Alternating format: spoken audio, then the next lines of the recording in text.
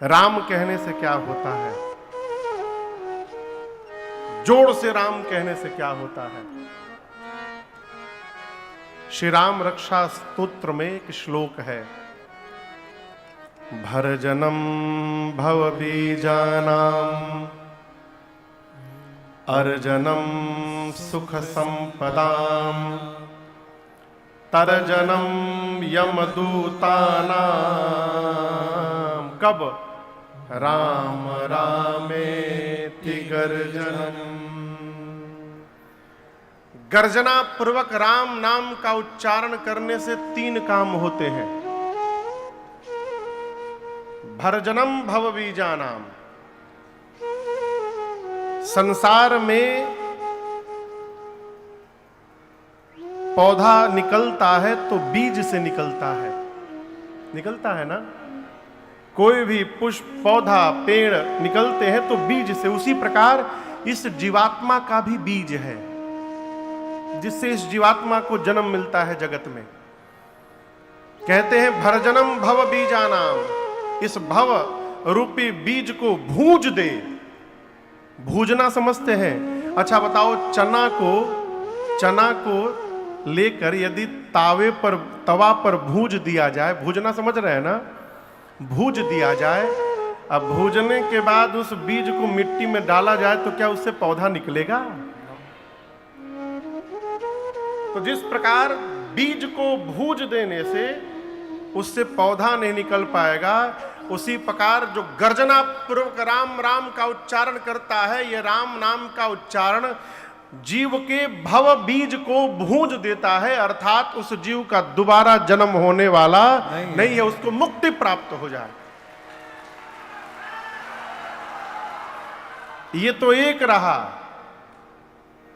3 बोले हैं ना, भर जन्म भव बीजानाम, दूसरा अर्जनम सुख संपदाम, जो जोड़ जोड़ से राम नाम का उच्चारण करे उसको सुख संपदा अर्जित होता है, प्राप्त होता है, उसका जगत में ऐश्वर्य बढ़ता है। कैसा ऐश्वर्य? देखिए, हमारे लिए बहुत रुपया इकट्ठा हो जाए ये प्रसन्न होने का विषय नहीं है। हम जहां जाएं वहां आदर से हमारा लोग नाम ले, ये हमारी सबसे बड़ी संपदा है।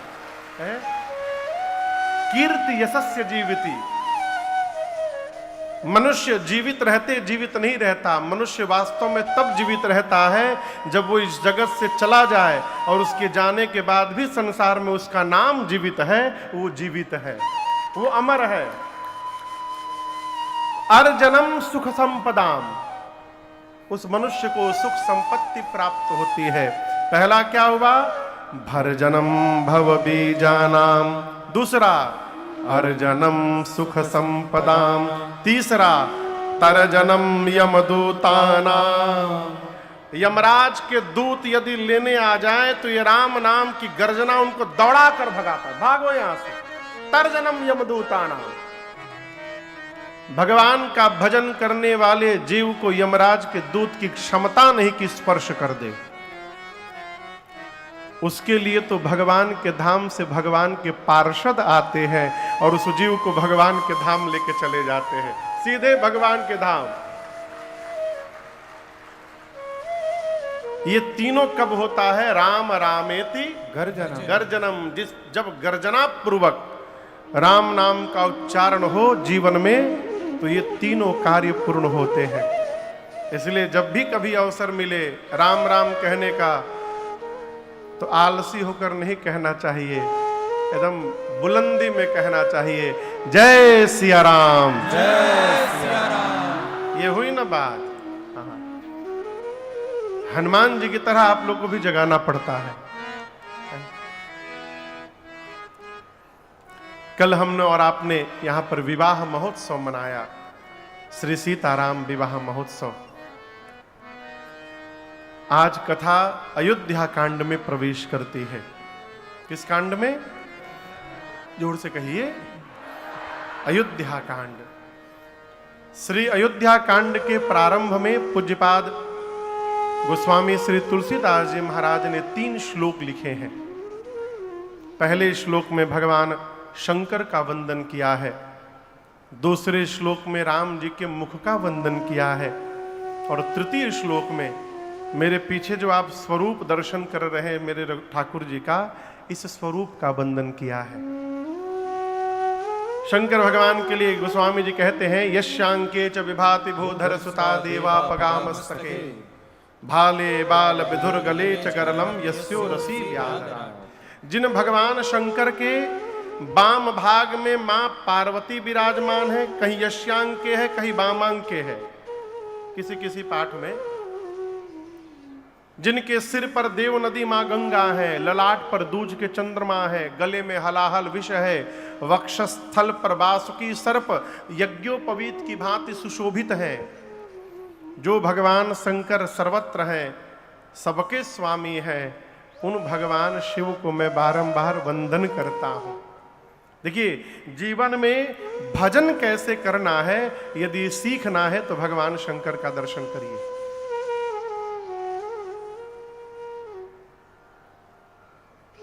वैसे तो बोकारो में बहुत काफी संख्या में आप लोग आ रहे हैं। कई जगह से मेरे पास फोन भी आया कि महाराज श्री बोकारो को लोग खूब आनंद ले रहे हैं, खूब संख्या में उपस्थित हो रहे हैं। ये आपका भी सौभाग्य है और मेरा भी सौभाग्य है। लेकिन मेरा एक प्रश्न है, क्या बोकारो में केवल आप ही लोग रहते हैं और कोई नहीं रहता है? वो क्यों नहीं आ रहे हैं? इतनी समस्या है जीवन में साहब। किसी से कहिए कि चलो कथा में, कथा सुनने का टाइम है, अभी इतना टेंशन है आप सोच नहीं सकते है। यही तो बात है, टेंशन है इसलिए आना आवश्यक है यहां पर।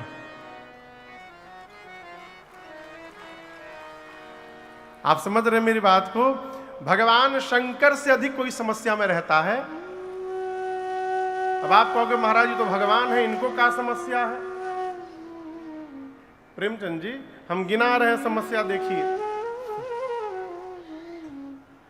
बाबा के बगल में पार्वती मैया बैठी हैं, और सिर पर कौन बैठा है? गंगा मैया। जोर से कहिए। गंगा मैया। बगल में पार्वती मैया बैठी हैं, कपारे पर गंगा मैया बैठी हैं। ये टेंशन का विषय नहीं है। आप कहिए, टेंशन का विषय नहीं है। बाबा के गले में सांप है, कार्तिकेय भगवान मोर पे चलते हैं, बगल में मोर भी है नीचे। यहां देखिए, नीचे मोर होगा, दिखाई दे रहा होगा। दिखाओ स्वरूप, दिखाओ एक बार। है मोर। अब मोर के आगे सांप है और मोर सांप को कुछ कह नहीं रहा है। दोनों को एक साथ रखना समस्या नहीं है का? कहिए। गणेश जी चलते मूसक पर, अब वहां पर बाबा के पास सांप है, सांप के आगे मूसक महाराज फुदुक रहे हैं और सांप छू नहीं रहा है। ये समस्या नहीं है, दोनों को एक साथ में रखना। बाबा चलते हैं नंदी पर, अब मेरी मां चलती हैं सिंह पर, शेर पर। नंदी और शेर एक साथ पार्किंग में खड़े हैं। कैलाश के पार्किंग में एक साथ नंदी और शेर खड़े हैं। दोनों को एक साथ रखना ही समस्या नहीं है तो और क्या है? लेकिन इतनी समस्या में भी मेरे बाबा एकदम आनंद में रहते हैं। जानते हैं क्यों? क्योंकि भगवान शंकर पूरे परिवार के साथ, तुम पुनि राम राम देन राधे, सादर जपहु अनंग अराधे। भगवान शिव पूरे परिवार के साथ भजन में रहते हैं। इसलिए भजन आने के बाद जीवन में समस्याएं तो आती हैं, लेकिन उन समस्याओं का प्रभाव हमारे जीवन पर नहीं पड़ता है। ये भजन का प्रभाव है। ये सीखना है इनसे। और जवानी में सब समस्या तो जवानी में है। हम लोग छोटे थे तो मन में होता था कब बड़े हो जाएं, काहे पढ़ाई से पिंड छूटे।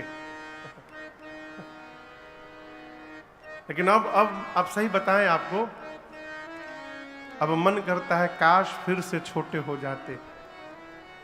कोई टेंशन नहीं था वो समय, पढ़ाई करो, खेल करो, आनंद करो। गृह कारज नाना जंजाला, ते अति दुर्गम शैल विशाला। इस नाना प्रकार के जंजाल में रहते हुए आनंद में यदि रहना है तो भगवान शंकर का अवलोकन करिए।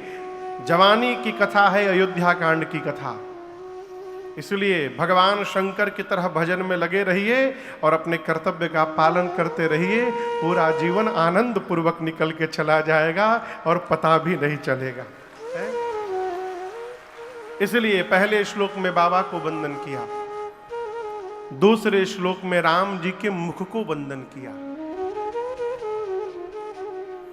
आप दर्शन करिए, राम जी से रात में क्या कहा गया कि सवेरे आप युवराज बनेंगे। राम जी प्रसन्न नहीं भये। प्रातः काल कहा गया राम जी युवराज नहीं, वन में जाना है। राम जी दुखी नहीं भये। गोस्वामी जी कहते हैं प्रसन्नताम या नगता विषेकतः तथा न ममले वनवास दुःखतः मुखाम्बुजश्री रघुनंदनस्य में सदास्तु सा मंजुल मंगल प्रदा। भगवान का वो मुख जो अभिषेक होगा सुनकर प्रसन्न नहीं भया, वनवास होगा सुनकर दुखी नहीं भया। जो भगवान का मुख सर्वकाल एक रस में रहता है, वो मुख अपने भक्तों का सर्वदा मंगल करने वाला है। गोस्वामी जी कहते हैं मैं उस मुख की बारंबार वंदना करता हूं। तीसरा श्लोक आप में से कई लोगों को स्मरण भी होगा, मेरे पीछे देखिए और गाइए। नीलाम्बुजश्यामलकोमलांगम सीता समारो पितबाम भागम पाणौ महाशायक चारु चापम नमामि रामम रघुवंशनाथम। गोस्वामी जी कहते हैं नीलाम्बुज, नील अंबुज के समान श्यामल कोमलांगम, जिनके श्याम रंग के कोमल अंग हैं। सीता समारो पित बाम भागम, जिनके बाम भाग में जगत जननी मां श्री सीता जी विराजमान है। वो राम जी पाणौ यानी दोनों हाथ में, उभौ है पाणौ, महासायक चारु चापम, एक हाथ में महासायक यानी धनुष रखे हैं और दूसरे में चारु, चारु माने सुंदर, चाप माने धनुष, अपना सुंदर सारंग धनुष पकड़े हैं। एक हाथ में बाण, एक हाथ में धनुष पकड़कर सीता जी के साथ रघुवंश के सिंहासन पर विराजमान है। उन राम जी को नमामि रामम रघुवंशनाथम, मैं बारंबार वंदन करता हूं। ये 3 श्लोक हैं अयोध्या कांड के, और इसके बाद कथा प्रारंभ की गोस्वामी जी ने। लेकिन आप दर्शन करिए, प्रारंभ करने के पहले एक दोहा लिखा। ये दोहा आप में से कितने लोगों को याद है? अयोध्या कांड का पहला दोहा कितने लोगों को याद है? एक मजे की बात बताएं, पूरे पंडाल को याद है। आप ही नहीं, धरती पर जितने सनातनी हैं उन सबको याद है। लेकिन मालूम ही नहीं था महाराज ये अयोध्या कांड का दोहा है। आइए साथ में गाइए। श्री गुरु चरण सरोज रज निज मन मुकुर सुधार, वरनौ रघुबर बिमल जस जो दायकु फल चार। अच्छा, ये दोहा कितने लोगों को याद था? पहले क्यों नहीं हाथ उठाए? महाराज हम तो जानते थे कि श्री हनुमान चालीसा का है, लेकिन आपको बताऊं ये अयोध्या कांड का प्रथम दोहा है। यहां से गोस्वामी जी ने उठाकर श्री हनुमान चालीसा में उसको रख दिया है?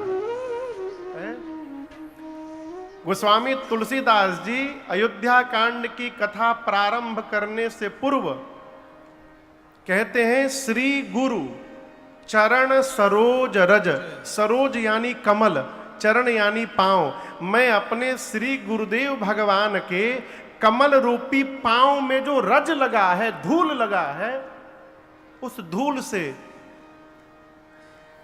निज मन मुकुर सुधारी। मुकुर समझते हैं? मुकुर, मुकुर माने शीशा, दर्पण, मिरर, मिरर। मुकुर यानी दर्पण, शीशा। अच्छा आप बताओ, सुबह सुबह नहाकर शीशे के सामने कौन कौन जाता है?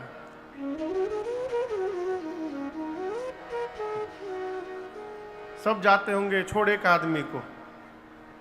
बोलूं? अब हमारी पंडित जी को शीशा का गिलक का काम है? जिसके सिर पर बाले नहीं है, वो शीशा के सामने जाके क्या कर लेगा? सॉरी, कोई अन्यथा न लेगा। दर्पण के सामने जाते हैं।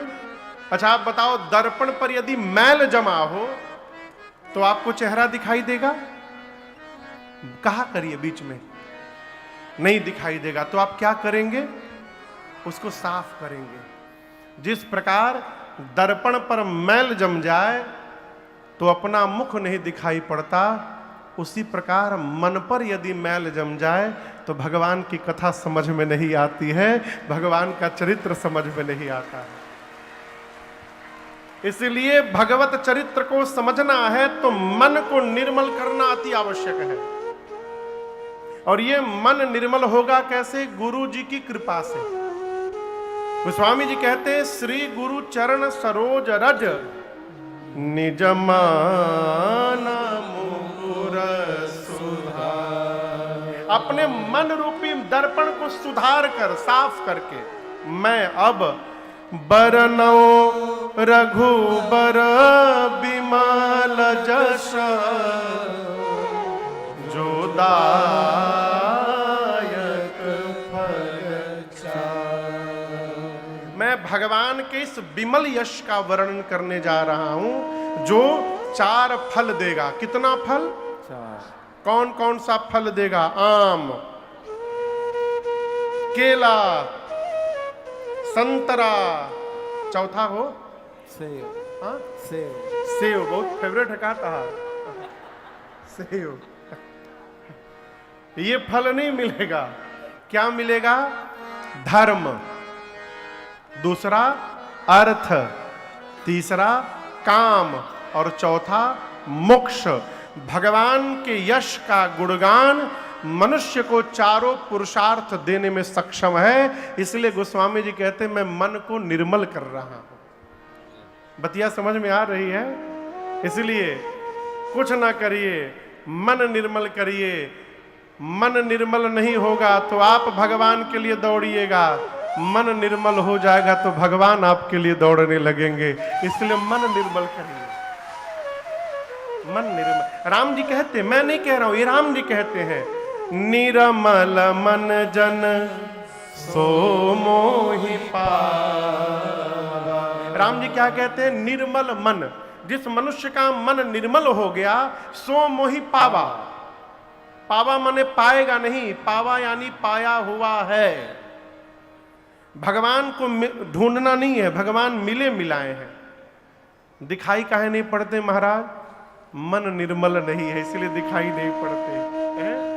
जिस दिन मन निर्मल हो जाएगा, कहीं जाने की आवश्यकता नहीं होगी, आपको आपके घर में भगवान प्राप्त हो जाएंगे। इसलिए मन निर्मल करिए।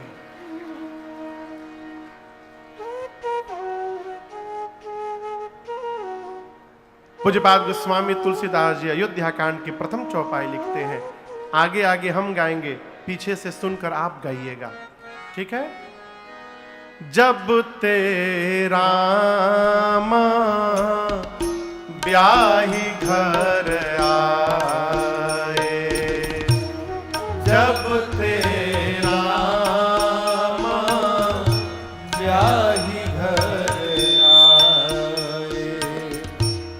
नित नव मंगल मोद बधाए। नित नव मंगल मोद बधाए। भुवना चारि दस भूधर भारी। भुवन चारि दस भूधर भारी।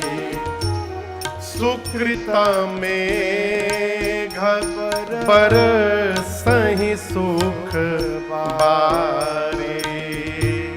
सुकृत मेघ पर सही सुख बारी। रिधि सिद्धि संपत्ति नदी सुहाई। रिधि सिद्धि संपत्ति नदी सुहाई। उमगी अवध बुद्धि कहूँ आई। उमगी अवध बुद्धि कहूँ आई। उमगी अवध बुद्धि कहूँ आई। उमगी अवध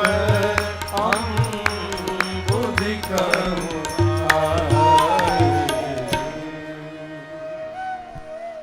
गोस्वामी जी कहते हैं, जबते राम ब्याहि घर आए। जिस दिन से श्री रघुनाथ जी विवाह करके अयोध्या आए हैं, अयोध्या में क्या स्थिति है? नित नव मंगल मोद बधाए। अयोध्यावासी नित्य नवीन आनंद महोत्सव मना रहे हैं। नित्य बधाई गाई जा रही है, लोग नित्य उत्सव मना रहे हैं। और आपसे कहूं, अयोध्या का ये महोत्सव, उत्सव, बधाई, गीत, आनंद 11 वर्षों तक चलता रहा।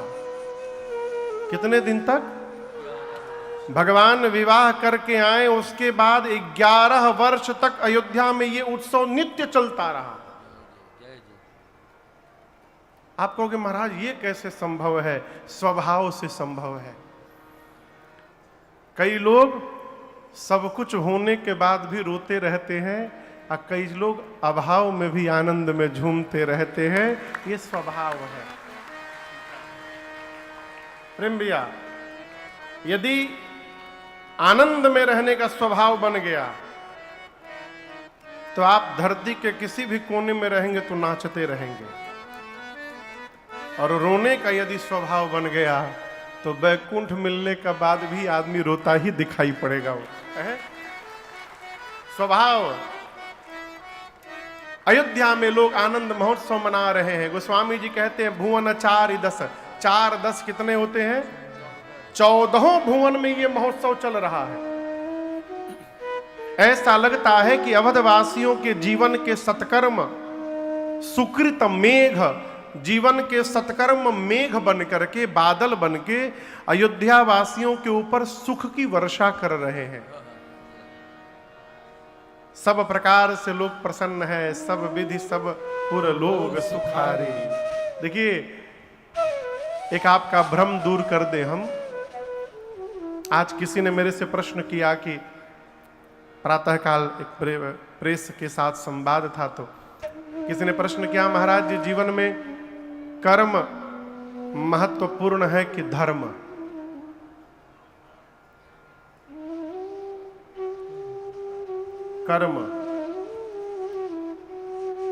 कर्म ही डिफाइन करेगा कि आप धर्म में हैं कि अधर्म में हैं। बिना कर्म किए आप धर्म को परिभाषित ही नहीं कर सकते। भाई काम करेंगे तब न पता चलेगा कि आप धर्म कर रहे हैं कि अधर्म कर रहे हैं। जब कुछ करबे नहीं करेंगे तो कैसे पता चलेगा धर्म है कि अधर्म है? समझ रहे हैं? इसलिए कर्म प्रधान विश्व करी राखा, जो जस करई सो तस फल चाखा। जीवन में कर्म आवश्यक है, लेकिन कैसा कर्म? धर्म सम्मत कर्म आवश्यक है, ये इसका विवेक रखना चाहिए। केवल भगवान की अगरबत्ती दिखाने से हम सुखी नहीं हो पाएंगे जब तक हमारे द्वारा सत्कर्म नहीं होगा। बहुत गंभीरता से कह रहा हूं आप लोगों से, कर्म करिए। कैसा कर्म? सत्कर्म करिए, परमार्थ करिए। क्यों? बिना सत्कर्म किए जीवन में सुख मिलने वाला नहीं है। आपको उदाहरण दे रहा हूं, आपको बहुत भूख लगी हो, बहुत भूख लगी हो, 4 रोटी की आपकी भूख है, आपके थाली में 4 रोटी सब्जी सब आ गया, आप खाने बैठे, तब तक कोई आपसे अधिक भूखा आपको दिखाई पड़ गया। आपसे अधिक कोई भूखा आपको दिखाई पड़ गया। आप अपनी 4 रोटी में से 2 रोटी उस भूखे को खिला दिए और 2 अपने खा लिए। आप तो आधा पेट ही खाए ना। लेकिन आपसे कहूं, कभी ऐसा अवसर मिले तो ऐसा करके देखिएगा, 4 रोटी खाकर जो आपको संतुष्टि नहीं मिलेगी, वो 2 रोटी खिला करके संतुष्टि प्राप्त हो जाएगी। आत्म सुख बढ़ेगा। बिना सत्कर्म किए, बिना परमार्थ किए जीवन में सुख मिलने वाला नहीं है। आपको और तनिक भीतर ले चलूं, हम जब धरती पर सत्कर्म करते हैं तो ऊपर देवलोक में हमारे पितरों का स्वागत किया जाता है। बोकारो का कोई बच्चा यदि विश्व में ख्याति प्राप्त कर ले किसी भी विधा में, तो उस बच्चे के पिता को पूरे बोकारो में बुला बुलाकर सम्मान किया जाएगा। अमुक के पिताजी आज विशिष्ट मेहमान हैं, होता है ना। उस समय पिता के हृदय को जो सुख मिलता होगा आप कल्पना नहीं कर सकते। मनुष्य किसी से भी हारना स्वीकार नहीं करता है, लेकिन हर पिता अपने पुत्र से हारना चाहता है। वो चाहता है कि हमारी संतान हमसे भी आगे चली जाए। तो उस समय पिता को जो आनंद प्राप्त होता है उसको बताया नहीं जा सकता। उसी प्रकार जब हम यहां सत्कर्म करते हैं, परमार्थ करते हैं, तो हमारे पितरों का ऊपर स्वागत किया जाता है। और उस समय पितृ हमारे जब प्रसन्न होते हैं तो उनकी कृपा की दृष्टि होती है हमारे परिवार पर, और तब जाकर परिवार में सुख शांति की वर्षा होती है। ये पूरा प्रोसेस है। इसलिए बिना सत्कर्म किए सुख मिलने वाला नहीं है, सत्कर्म करिए। अभी अभी टाइम नहीं महाराज, बाद में करेंगे, बाद में। अगला साल हमारे पूज्य महाराज श्री के एक परिचित है, मैं बताऊं, मैं नाम नहीं लूंगा ना स्थान बताऊंगा। उनका ट्रांसपोर्ट का काम है, मां ट्रकें हों उनकी। तो वो उनकी जब 5 ट्रकें थी तो बोले महाराज जिस दिन 11 ट्रक होगा आपकी राम कथा कराऊंगा। ये बात है 25 साल पुरानी। बोले जिस दिन 5 से 11 ट्रकें हो जाएंगी उस दिन आपकी कथा कराऊंगा।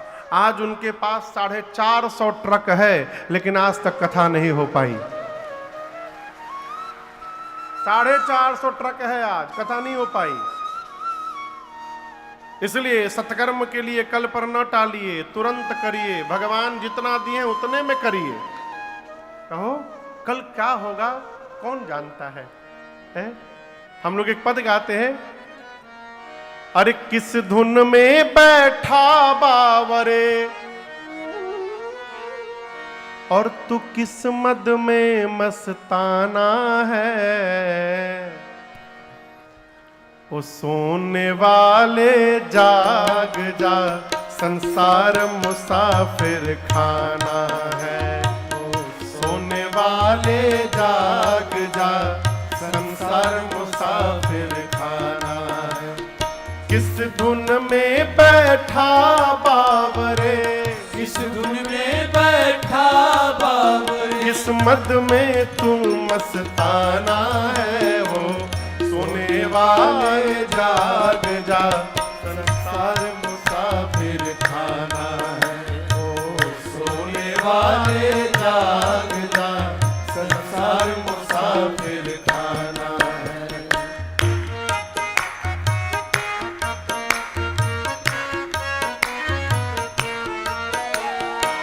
क्या लेकर आया था जग में, फिर क्या लेकर जाएगा। फिर क्या लेकर जाएगा, फिर क्या लेकर जाएगा। तू क्या लेकर आया था जग में, फिर क्या लेकर जाएगा। फिर क्या लेकर जाएगा, फिर क्या लेकर जाएगा। मुट्ठी बांधे आया जग में, मुट्ठी बांधे आया जग में, फिर हाथ पसारे जाना है। ओ सोने वाले जाग जा, संसार मुसाफिर खाना है। ओ सोने वाले जाग जा, संसार मुसाफिर खाना है। मुट्ठी बांधे आया जग में, मुट्ठी बांधे आया जग में, फिर हाथ पसारे जाना है। ओ सोने वाले जाग जा, संसार मुसाफिर खाना है। ओ सोने वाले जाग जा, संसार मुसाफिर खाना है।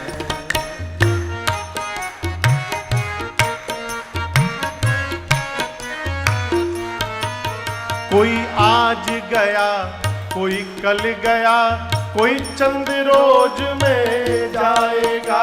कोई चंद्र रोज में जाएगा, कोई चंद्र रोज में जाएगा। कोई आज गया, कोई कल गया, कोई चंद रोज में जाएगा। कोई चंद्र रोज में जाएगा, कोई चंद्र रोज में जाएगा। जिस घर से निकल गया पंछी, जिस घर से निकल गया पंछी, उस घर में फिर नहीं आना है। ओ सोने वाले जाग जा, संसार मुसाफिर खाना है। ओ सोने वाले जाग जा, संसार मुसाफिर खाना है।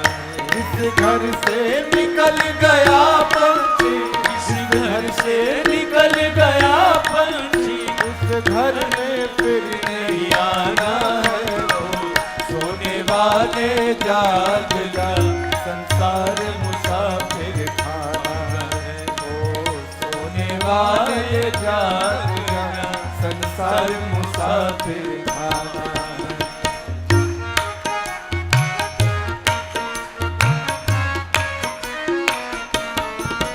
सुत मातु पिता बांधव नारी, धन धाम यहीं रह जाएगा। धन धाम यहीं रह जाएगा, धन धाम यहीं रह जाएगा। सुत मातु पिता बांधव नारी, धन धाम यहीं रह जाएगा। धन धाम यहीं रह जाएगा, धन धाम यहीं रह जाएगा। यह चंद दिनों की यारी है, यह चंद दिनों की यारी है, फिर अपना कौन बेगाना है। ओ सोने वाले जाग जा, संसार मुसाफिर खाना है। ओ सोने वाले जाग जा, संसार मुसाफिर खाना है।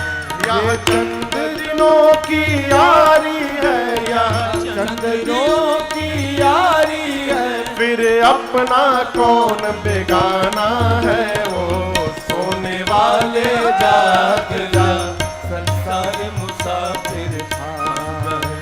ओ सोने वाले जाग जा, संसार मुसाफिर खाना है।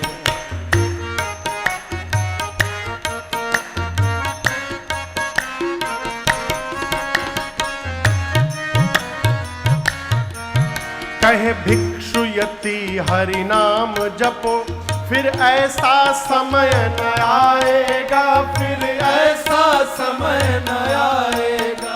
कहे भिक्षु यति हरि नाम जपो, फिर ऐसा समय न आएगा, फिर ऐसा समय न आएगा। पाकर कंचन सी काया को, पाकर कंचन सी काया को, फिर हाथ मीज पछताना है। सोने वाले जाग जा, संसार मुसाफिर खाना है। सोने वाले जाग जा, संसार मुसाफिर खाना है। किस धुन में बैठा बावरे, किस धुन में बैठा बावरे, किस्मत में तू मस्ताना है। ओ सोने वाले जाग जा, संसार मुसाफिर खाना है। ओ सोने वाले जाग जा, संसार मुसाफिर खाना है। ओ सोने वाले जाग जा, संसार मुसाफिर खाना है।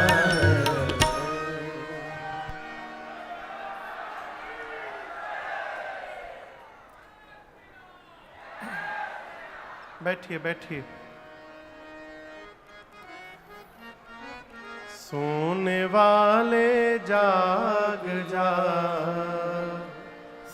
संसार मुसाफिर खाना है।